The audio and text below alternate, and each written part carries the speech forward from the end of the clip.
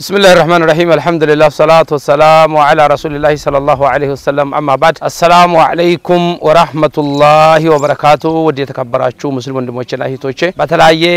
የዓለማችን ክፍል ላይ ሆናችሁ ይሄንን ፕሮግራም ለምትከታተሉት በዛሬው ቀን ከትልቅ ታሪክ የሰራ ወንድማችን በደቡብ ኢትዮጵያ ኦሞ ዞን በናጻማይ ወረዳ ሉቃ ከተማ ሉቃ የምትባል ከተማ ውስጥ ነው የምንገኘው ወንድማችን አብዱሰላም ከሰላምኩ በኋላ የወጣለ ስም ነው የመጀመሪያው ዋዶ ቡኖ የመጀመሪያው ስሙ ሲሆን አብዱሰላም አሁን እስልምናን ከተቀበለ በኋላ የወጣለ ስም ነው እዚህ ቦታ ላይ በዚህ በናጻማይ ህዝብ መካከል ታልቅ ይሄንን የሚባል ታሪክ አይደለም በኢትዮጵያ ደረጃ ተወዳዳሪ ያልተገኘለት እስከ ማለት የሚያስችለን ነው የተሰራው ታሪክ በሁለት ቀን እሱ ነገሮችን አመቻችቶ መስዋዕትነትን ከፍሎ ያለው ንብረቱንም አወጥቶበት ታሪክ ሰርቶ በሁለት ቀን ብቻ ከ1300 በላይ ሰዎች የሰለሙበት ነው እስቲ አጭር ታሪኩን አብዱሰላም መጀመሪያ ወደ እስልምና ማምጣት እንዴት ቻልክ እስቲ بسمillah በመጀመሪያ እኔ ፕሮቴስታንት ነበርኩት ከፕሮቴስታንት አለ መገባባት ወጣሁት ከዛ በኋላ ከሰለምኩት ያው አንድ መንገደኛ ነው ወደ ጂንካ ትምህርት ሲሄድ አሰለመኝ መኪና ውስጥ ራሲ እሱ ዳዋ አድርጎልህ ነው ወይስ እንደዚሁ እስልምናን መቀበል ይፈልጋል ብለህ ነው አይ በመጀመሪያ እንዴት ነው ወደ እስልምና ተገባልን እንዴት እስልምና በመጀመሪያ ሰዎች ቆኛ አስተምሮ ሲሰጥ በመጀመሪያ ልጅን ታርዳለ እንዴ ብሎ ይሰጣል እኔ ወደ ጥያቄ ገብቼ ነበርኩት ጥያቄ ሲገባ እንዴት ይሄን ወደ ጥያቄ ለምን ትጠይቃለህ ታልክ ጥያቄ ለምን እንደምትጠይቃ አይ ኡነታውን ለማወቅ ነው ለምን ኡነታ ሳይቅ ዝም ብለ እንዴት ወደዚህ እስልምና መግባት የሚችለው ምለው አሳብ ነገርኩ ከዛ በኋላ እሱ ከአዳም የመጣ እስልምና ከአላህ የመጣ ነው ከፈጣሪ የመጣ ነው ብሎ ዳዋ አደረገኝ ከዛ በኋላ ሰለምኩት ከሰለምኩት አሁን ግን አንድ አመት ከ6 ወር ነው አንድ አመት ከ6 ወር ምናልባት በጸማይ አካባቢ ስንት ያክል ሰው ሰልመዋል አንተ ሰበብ አላህ አድርጎ ማለት ነው ከዛ በላይ ነው ወደ 8000 ህዝብ ነው ወደ 8000 የምትጠጋ አብዱሰላም አሁን እዚህ አካባቢ ያለው አንደኛ በዚህ መስጊድም ኖርማሊ ቅርብ ጊዜ ሰው ከማምጣቱ በፊት አንተ ራስህ ኢማም ነበርክ ማሻአላህ ይሄንን ጁምአንም ሌላውንም ሰላት የምታሰግደው እሺ የዲን እውቀቱ ምን ያህል ተምረሃል ዲን እውቀት ቃይዳ ብቻ ነው ተማርኩት አልቃይዳቱ ኑራንያን ጨርሶ ሌላ የትምህርት እድሉንም ባገኘው እውቀት ይሄ ወላሂ ትልቅ ታሪክ ነው ምናልባት እዚህ አካባቢ የሰለመው ሰው ከ8000 ሰው በላይ ነው ከ8000 ሰው በላይ ውስጥ ይሄንን ህብረተሰብ ወደ እስልምና ሲጠራ ሌላ የዲንን እውቀትን ተምሮ ሳይሆን አንደኛ የነበረበት የጨለማ ወይም ደግሞ አንተ ራስህን እውቀት ማወቅ ያለብህን ነገር ሲጠይቅ ማወቅ ያለብህም ተብሎ በተደረገበት ግፊት ኡነታውን ፈልጎ እስልምና አባታችን ነብይ አደም አለይሂ ሰላም ወይም አዳም ብሎ እነሱ የሚጠሩት የተወለደበት ሃይማኖት የፈጣሪ ሃይማኖት ማሆኑን ከተረዳ በኋላ እስልምናን ተቀብሎ ዛሬ ብዙ እውቀትንም ባይማር ግን ብዙ ታሪክን ሰርተዋል ከትምህርት ኖርማሊ የተማረው ነገር ቢኖር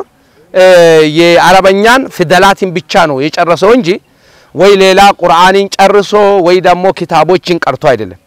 ግን በተማረውና ባገኘው እውቀት ወደ እስልምና ከማጣራት ወደ ኋላ አላለም ማሻአላህ ከ8000 ሰው በላይ እስልምና በሱ ላይ ተቀበሏል አሁንም ኢማምነቱ ያለው አንተው ነው ራስህ ኢማም ጁምዓ ምናምንም ታሰግዳለህ ጁምዓ ኹጥባ የሚቀራ ነገር አለ ወይስ እንዴት አድርገን የምታሰግድ በአማርኛ ያው እንግዲህ በአማርኛ የሚገባው ያለው ነገር ዳዋ ታደርግላችኋል ከዛ በሰምኛ ተርጉማለሁ ምክንያቱም እዛ ቁርአን ላይ ያለው በአማርኛው አወጣለሁ በዛ ተርጉማለሁ ያለው ነገሮች ኦኬ የአማርኛን ቁርአን ታመጣና ከዛ በኋላ አማርኛውን ታነባለህ አማርኛው ደግሞ ወደ ጸማይ ትተረጉማለህ ከዛም በኋላ ኹጥባ ተደርጎ ጁምአን ተሰግዳለህ ማሻአላህ والله እስቲ ይሄንን ነገር ማስተንተን የሚችል ሰው በጣም ያስተነትናል ይሄ ወንድማችን የአማርኛውን ቁርአን አምጥቶ አማርኛውን ማንበብ ስለሚችል ነው አማርኛውን ቁርአን አምጥቶ ያንን ያነብና የአማርኛውን ወደ ቋንቋ የሀገሪቷ ቋንቋ ጻማይ ቋንቋ ይተረጉምና ከዛም በኋላ ጁምአንም ያሰግዳል። ይሄ ህብረተሰብ ከ8000 ሰው በላይ የሚጠጋ ወደ እስልምና የመጣ ህብረተሰብ አንደኛ የዲን አስተማሪንም በቋሚነት ይፈልጋል ሁለተኛ እንደዚህ አይነት ታሪክ የሰሩት ወንድሞቻችን ከጎናቸው ቆመን እኛ ለነሱ ማድረግ ያለብንን ይሄ ወንድማችን ትላንትና እኛ ይሄድንበት ከትላንት ወዳ ይሄድንበት መንገድ ውጣውረዱ والله ከባድ ነው ረመዳን ወር ከመሆኑ ጋር እሱ የከፈለው መስዋዕትነት ሁላችንም ስናስበው እኛ ከሻሸመኔ በዛ ሶዶ ሄደን አርባ ምንጭ ሄደን ኮንሶ ሄደን ምናምን ሄደን መንገድ ይሄንን ሁሉ አቋርጠን ደክሞናል እንላለን እንጂ ካሱ ልፋት ጋር ስናወዳድሮ የኛ ምንም ይሄን የሚባል አይደለም ማለት ነው ያንን ሁሉ መስዋዕትነት ከፍሎ والله ብዙ ቦታ ላይ ታሪክ ሰርቶ ዛሬ ይሄንን ታሪክ ምንም ትምርትንም ዕውቀትንም ባይማሩ እንኳን አላህ በሰጠው ዕውቀት ያንን ቋንቋውን ተጠቅሞ በቋንቋ ወደ ራሱ ቋንቋ ቀይሮ ህብረተሰብን ወደ እስልምና እየጠራ ነው ጁምዓ ቀን ምናልባት ምን ያህል ሰው ይሰግዳል እዚህ የተወሰነ አንድ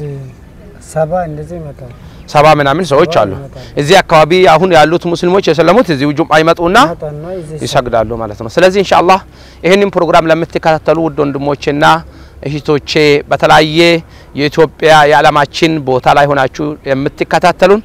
ዲን ዛሬ ደረጃ ላይ ብዙ አዋቂዎች በተለያየ ከተማ ወይም ደግሞ ምቾት ያለበት ቦታ ላይ ዲንን ማስተማር ትቶ በተለያየ ቦታ ላይ ሄደን ስናይ አንዳንዱ ዲንን ወስድና በዛች ዲን ደሞዝን ብቻ ያወጣል እግሩን አጣጥፎ ወይ ጫቱን ገዝቶ ወይ ደግሞ ሌላ ነገርን አመቻችቶ ዝም ብሎ ደሞዝን የሚሰጠውን ደሞዝ ብቻ ይበላል ይሄ ደሞዝ ሳይኖር የዲን ዕውቀትን ሳይማር ግን ለዲን ካለው ፍላጎትና ለዲኑ ማስራት አለብኝ ብሎ ከምብሎ ተነሳሽነት ይሄንን ታሪክ ሰርተዋል ማለት ነው ስለዚህ ሁላችንም እስቲ ራሳችን ጠይቅ አንደኛ እኛ በተለያየ ቦታ ላይ ሆነን ዲንን ተምረን ሰውን ማስተማር ትተን የምንቀመጠው ሰዎች ከሱ ጥሩ አርአያነትን መውሰድ መቻል አለብን ሁለተኛ አላህ ዲኑንም ዕውቀቱንም ሰጥቶን በዛች ዲን ደግሞ ህይወታችንን ለማቀየር የሆነ ገቢ ምንጭንም አግኝተን ግን እግራችን አጣጥፈን በተለያዩ ሀገራት ላይ ሄደን ስናያቸው በጣም እኔ ዲን ቀርቻለሁ ይላል ግን ስንት ሰው አሰለምክ ስትሉ አንድም ሰው አላሰለምኩም ይላል ምክንያቱም እሱ ከመስጊድ አልወጣማ እሱ የመስጊድ ዘበኛ እንጂ የመስጊድ ኢማም አይደለም ለኡማ የተቀመጠ ለኡማው የሚያስብ ዓሊም አይደለም እሱ የሚያስበው ለሆዱና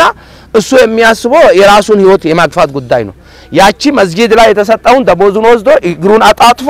የራሱን ጥቅም ብቻ ያለ ማለት ነው ስለዚህ እንደዚህ አይነት ሰዎች ኖርማሊ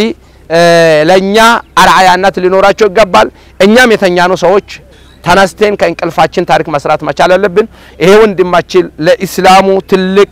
ባላውለታ ነውና በተቻለ መጠን ኢንሻአላህ ከጎኑ ልንቆም ይገባል ኢንሻአላህ ከዚህ ጋር ተያይዞ ዮናያና የበጎ አድራጎት ማህበር አለ በዛ በኩል ይሄንን ወንድማችን ይሄንን ታሪክ የሰራን ሰው አንደኛ ማስተማሪም ሆኖ ከሱ ጋር ቆሞ ይሄንን ኸይርን ማስቀጠል የምትፈልጉት ሰዎች እኛን ማነጋገር ትችላላችሁ በጣም እናመሰግናችኋለን እኛ ዮናያና በኡስታዳችን ሼክ ሐቢብ ለንጫ የሚመራ ቡድን በዚህ ረመዳን ውስጥ ሰዎች ወደ እስልምና ለማጥራት ሁለት ቀን እንቅስቃሴ አድርገን ከ1300 ሰው በላይ አስልመናል አላህ ሰበብ አድርጎ ወደ እስልምና አምጥተናል ማለት ነው ይሄ ደግሞ ለኛ ትልቅ ትሩፋት ነው ሐረካ ካለ በረካው አለ እንቅስቃሴው ካለ ታሪክ መስራት ይቻላል ስለዚህ ይሄንን ታሪክ እንድንሰራ አብረን ሆነን እንድንቀሳቀስ ለሁላችሁም በአላህ ላላመናችሁ በሙሉ ጥሪውን ወደ እናንተ እናደርሳለን በመጨረሻ እስቲ የምትለው ነገር ካለ ቢስሚላህ እኔ መጨረሻ ላይ የሚያስቀምጠው ነገር እዚህ አካባቢ ላይ ያው የተለያየ ፕሮቴስታንቶች ይበዛሉ ወደ ዲን የሚመጡትን ሌላ ትርጓሜ ነው የሚሰጡት አሁን እንደ እስልምና እኛ በራሳችን ያወቅነው የትንሿ ነገር ከቁርአንም ይሁን የተለያየ ነገሮች የተሰጠን ጠጋ አለን በእውቀት በመጀመሪያ ከፈጣሪ ለኛ እውቀት የተሰጠን አለን በዛ ማካይነት ወደ ዲን መጠራት ጥሪ እናስተላልፋለን ካላቸው የኢትዮጵያ ውስጥ እስልምና ሃይማኖት ተከታዮችና ውጭ ሀገር አሉት ያው እንግዲህ እኛ ጎን ሆናችሁት እኚህን ማህበረሰብ በትምህርትም በእውቀትም በልማትም እንድንለወጥ ያልኩትን የሚያስቀምጠው ሰላም አለይኩም ወራህመቱላሂ ወበረካቱ ወአለይኩም ሰላም ወራህመቱላሂ ወበረካቱ